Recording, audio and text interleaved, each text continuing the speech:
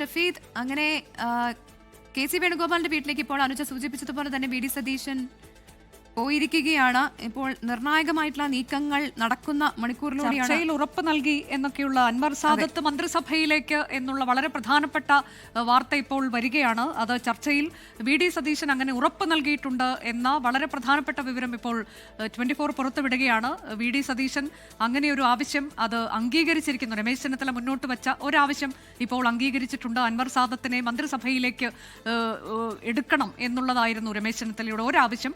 അതിപ്പോൾ അംഗീകരിച്ചിരിക്കുന്നു എന്ന ഏറ്റവും പ്രധാനപ്പെട്ട വാർത്ത ഷഫീദ് റാവുത്തർ നൽകുകയാണ്. ചർച്ചയിൽ ഉറപ്പ് നൽകി കഴിഞ്ഞിരിക്കുന്നു എന്നുള്ളതാണ്. മറ്റാവശ്യങ്ങളിൽ എന്താണ് വി.ഡി. സതീശൻ പറഞ്ഞിട്ടുള്ളത് എന്നുള്ളത് അറിയാനിരിക്കുന്നതേ ഉള്ളൂ. ഏതായാലും ഒരു കാര്യത്തിൽ ഉറപ്പ് നൽകിയിരിക്കുന്നു. അൻവർ സാദത്ത് അദ്ദേഹം മന്ത്രിസഭയിൽ ഉണ്ടാകും എന്നുള്ളതിൽ വി.ഡി. സതീശൻ ഉറപ്പ് നൽകി. വിവരങ്ങളുമായി ഷഫീദ് റാവുത്തർ ചേർന്നു. ഷഫീദ്, പറയൂ, മറ്റ് ഉപാധികൾ അംഗീകരിച്ചിട്ടുണ്ടോ വി.ഡി. സതീശൻ?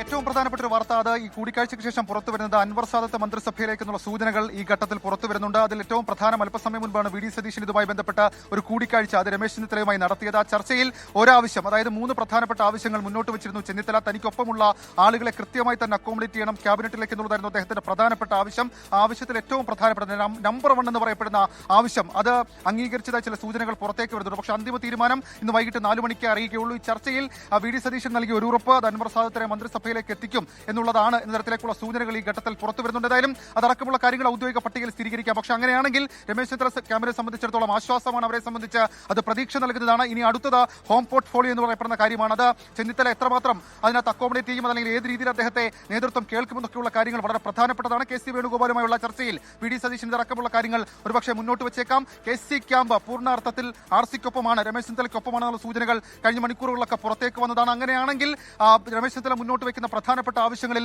തീരുമാനമുണ്ടാകും. അനുജ, ശരി, അൻവർ സാദത്ത് മന്ത്രിസഭയിലേക്ക് എന്നുള്ളതിൽ ഉറപ്പ് നൽകിയിരിക്കുന്നു വി.ഡി. സതീശനൊപ്പം. ഷഫീദ്, ഇപ്പോൾ 2 കാര്യങ്ങൾ. ഒന്ന്, ഏറ്റവും പ്രധാനപ്പെട്ടതായി ആഭ്യന്തര വകുപ്പ് എന്നുള്ള രമേശ് ചെന്നിത്തലയുടെ ആവശ്യം. മറ്റൊന്ന്, I.C. ബാലകൃഷ്ണനെ കൂടി മന്ത്രിസഭയിലേക്ക് എടുക്കണം. ഈ 2 ആവശ്യങ്ങളിൽ അദ്ദേഹം ഇനി ഏതെങ്കിലും തരത്തിലൊരു അനുനയത്തിന് വഴങ്ങുമോ? ആ ചോദ്യങ്ങളൊക്കെ വളരെ പ്രധാനമാണല്ലോ. അനുജ, ഇക്കാര്യത്തിൽ എടുത്തു പറയേണ്ട ഒരു കാര്യം, അതായത് ഈ മുഖ്യമന്ത്രി സ്ഥാനം നഷ്ടമാകുമെന്നുള്ള ഉറപ്പിന് പിന്നാലെ രമേശ് ചെന്നിത്തല AICC നേതൃത്വത്തിനും രാഹുൽ ഗാന്ധിക്കും ഒക്കെ മുൻപിലേക്ക് വെച്ച വളരെ പ്രധാനപ്പെട്ട ആവശ്യം തനിക്കൊപ്പമുള്ളവരെ ചേർത്ത് പിടിക്കണം, അല്ലെങ്കിൽ തനിക്കൊപ്പമുള്ള ഈ പറയുന്ന അർഹരായിട്ടുള്ള അതല്ലെങ്കിൽ തനിക്കൊപ്പമുള്ള മെറിറ്റുള്ള ആളുകളെ മന്ത്രിസഭയിലേക്ക് എത്തിക്കണമെന്നുള്ള ആവശ്യത്തിൽ ഉറച്ചു നിൽക്കുകയായിരുന്നു ചെന്നിത്തല. ഇന്നലെ AICC നേതൃത്വവുമായി ബന്ധപ്പെട്ട ആളുകൾ ചെന്നിത്തലയെ കാണുന്ന സമയത്ത് കൂടി അദ്ദേഹം മുന്നോട്ട് വെച്ച അദ്ദേഹത്തിന്റെ പ്രധാനപ്പെട്ട ആവശ്യം അത് ഈ കാര്യങ്ങളായിരുന്നു. അതിലിപ്പോൾ ഒരു തീരുമാനമുണ്ടായിരിക്കുന്നു.